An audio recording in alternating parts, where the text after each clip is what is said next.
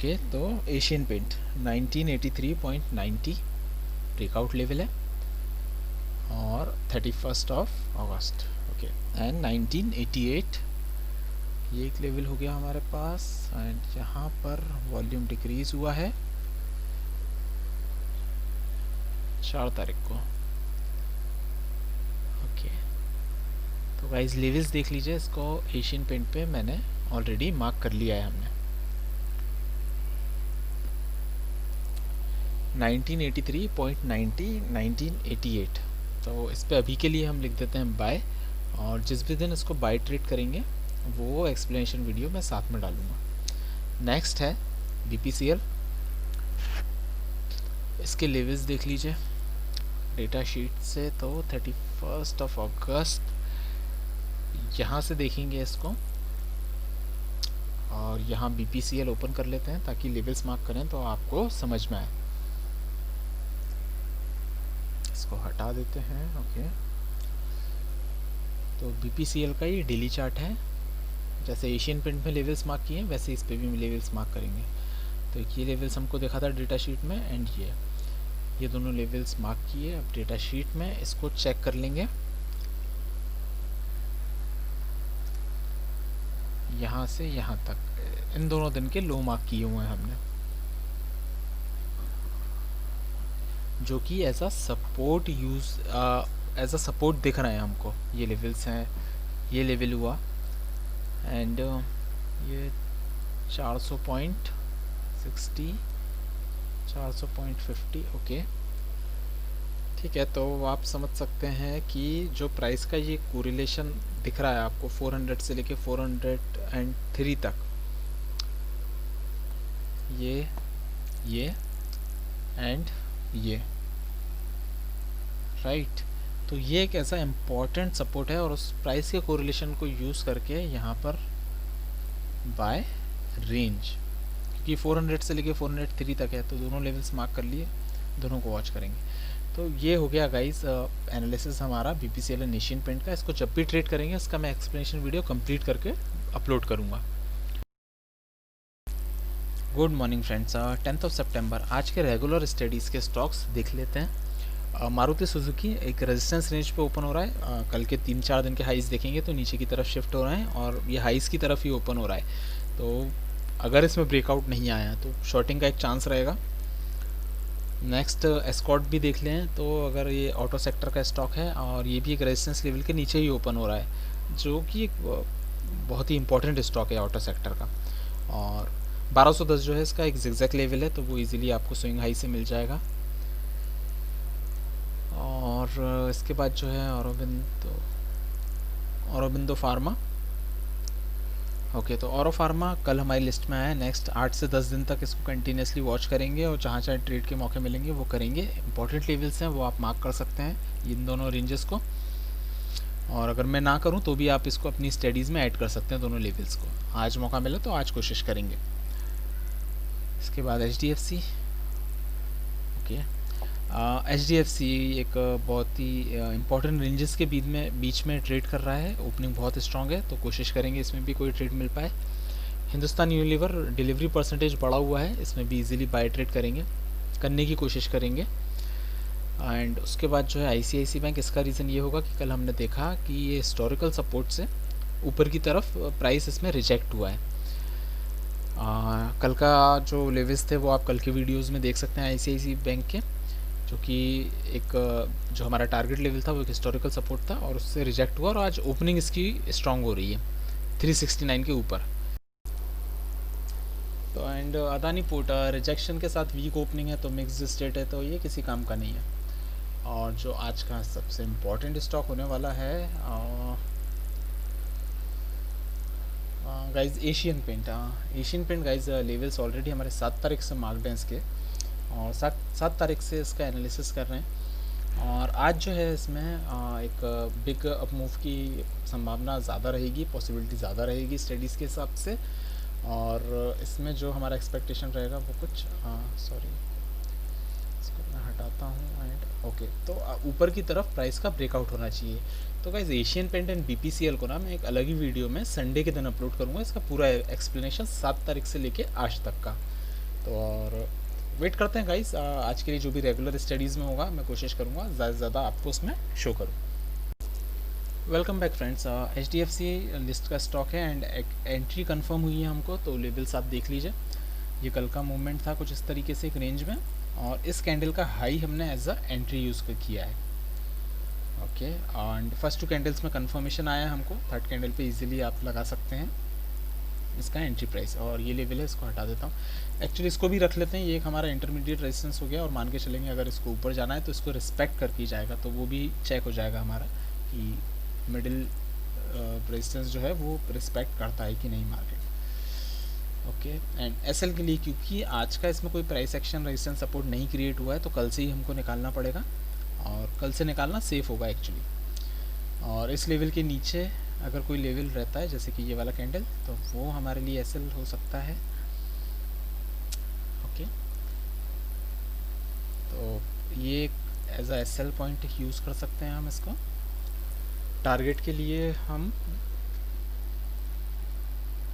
Okay, तो ऊपर वाला लेवल तो रेजिस्टेंस बहुत दूर है अभी इसके, एंड आज का जो हाई प्राइस रहेगा गाइस अभी तक का, वो इजीली इसके लिए टारगेट के लिए हम वेट कर सकते हैं। इस टारगेट के लिए एक लॉजिकल लेवल है वो, एंड इस टारगेट लेवल को चेक कर लेते हैं कल के दिन से, जहाँ से प्राइस नीचे आया था। अगर कुछ इंपॉर्टेंट लेवल है तो टारगेट को हम शिफ्ट कर सकते हैं, तो उसको चेक कर लेते हैं। ओके,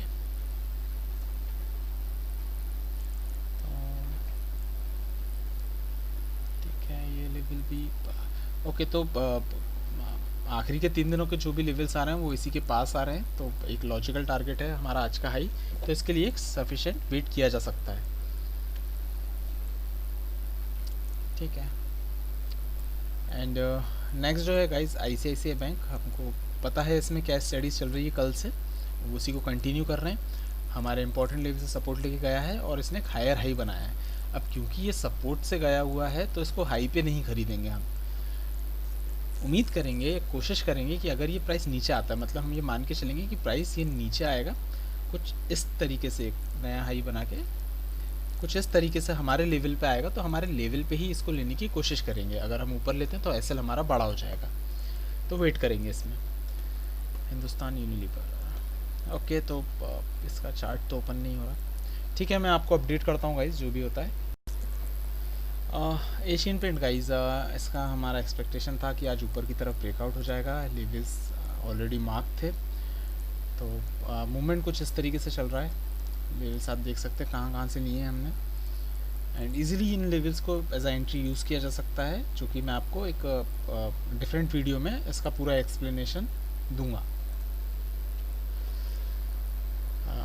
बहुत ही अच्छी पोजीशन पे था, प्राइस बहुत ही छोटी रेंज में कंट्रैक्ट करने की कोशिश कर रहा था, एंड वॉल्यूम्स में इंक्रीज़ होता जा रहा था, ब्रेकआउट्स आते जा रहे थे कंटिन्यूसली, और आज इसने ओपनिंग जो लेवल हमारे स्टैंडर्ड लेवल थे उनके ऊपर दी इसने, तो इजीली ये दोनों लेवल्स हैं एज अ एंट्री यूज़ किए जा सकते थे।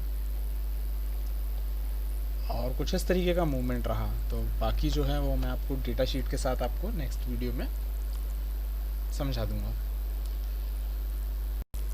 Welcome again friends, hero MotoCorp एक और स्टॉक है ऑटो का। हमारे पास 2 ही स्टॉक थे, मारुति एंड हीरो मोटोकॉप, जो मेरे एनालिसिस में थे।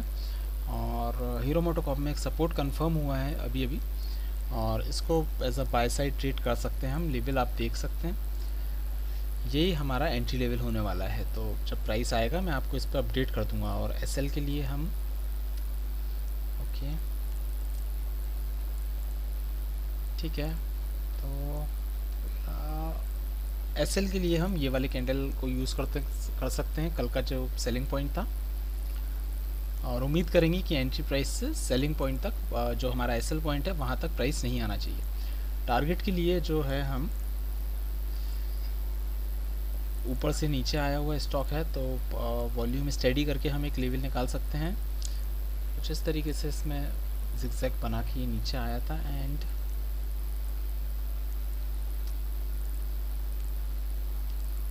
ठीक है, तो ये वाला लेवल एज एन टारगेट हम यूज़ कर सकते हैं आज के लिए। ओके, तो गाइज ये मान के चलेंगे कि ये हमारा मैक्सिमम टारगेट वेटिंग पॉइंट होना चाहिए, और एंट्री प्राइस पे आता है प्राइस, तो मैं आपको अपडेट करता हूँ। और ये जो टारगेट लेवल हमने निकाला है उसको एक बार चेक कर लेंगे कि कम ज़्यादा तो नहीं हो रहा।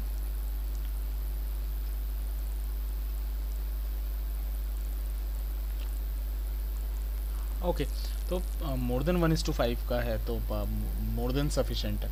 तो वेट करते हैं, मैं आपको अपडेट करता हूँ इस स्टॉक में।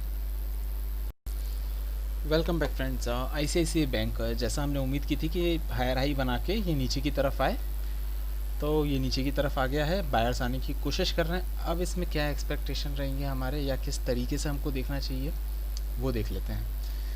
तो ये एक लेवल मार्क कर रहा हूँ मैं, इस कैंडल का हाई, और इसको अभी ये एक लेवल है, इसको एज अ लेवल लीजिए अभी, क्योंकि प्राइस अभी इसके नीचे है, कोई कंफर्मेशन नहीं आया है, कोई बायर्स की स्ट्रेंथ अभी हमको नहीं पता। इसमें अब हमको आगे देखने के लिए ये रहेगा कि या तो ये जो करंट कैंडल है ये ऊपर क्लोज हो और इस तरीके से प्राइस ऊपर जाए, तो हम इसको एज अ एंट्री यूज़ कर सकते हैं, जो कि हमारा एक बेसिक पैटर्न है रिट्रेसमेंट का।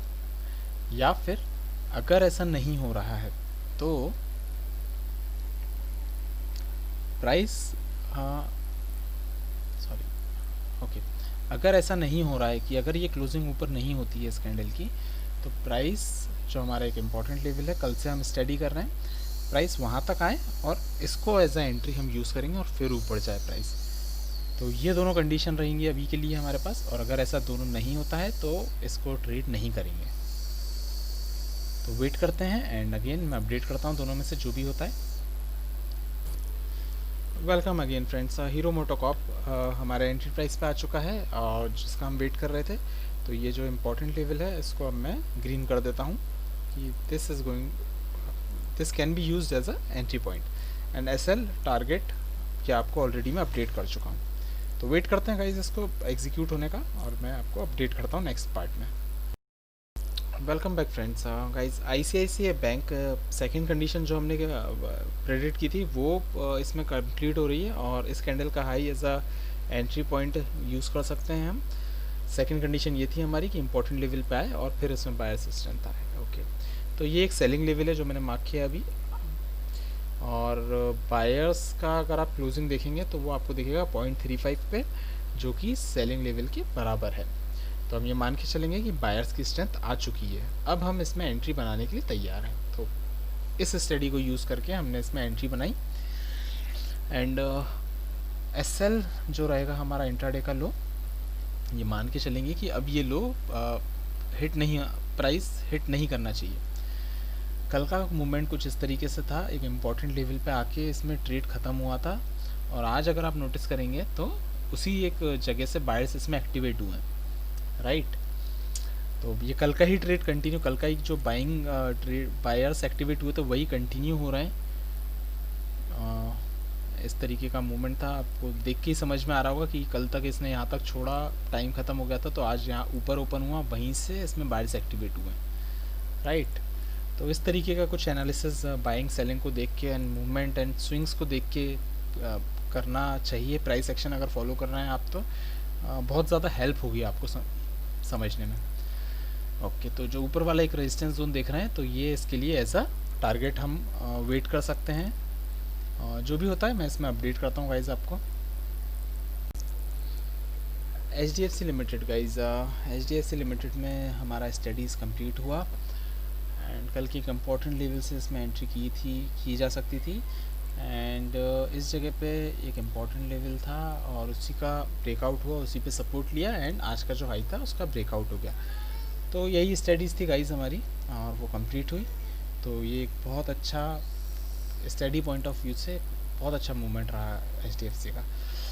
आगे के लिए इसमें ये रहेगा कि एक इम्पॉर्टेंट रेजिस्टेंस लेवल को अप्रोच कर रहा है, तो यहाँ से अगर हमें कुछ सेल अपॉर्चुनिटी मिलती है आने वाले दिनों में, तो वो करने की कोशिश करेंगे इस लेवल को यूज़ करके।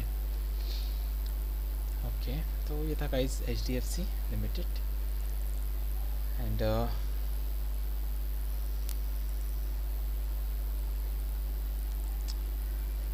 नेक्स्ट जो था गाइस हमारा ICICI बैंक। तो कंटिन्यूसली इसमें विदाउट सेलर्स एक ग्रीन कैंडल्स बनती जा रही हैं, और और जो हमारी रेंज है, जो हमारा टारगेट लेवल है, वो बहुत ऊपर है, तो इसके लिए एक इंटरमीडिएट टारगेट निकालना पड़ेगा हमको इंट्राडे के हिसाब से।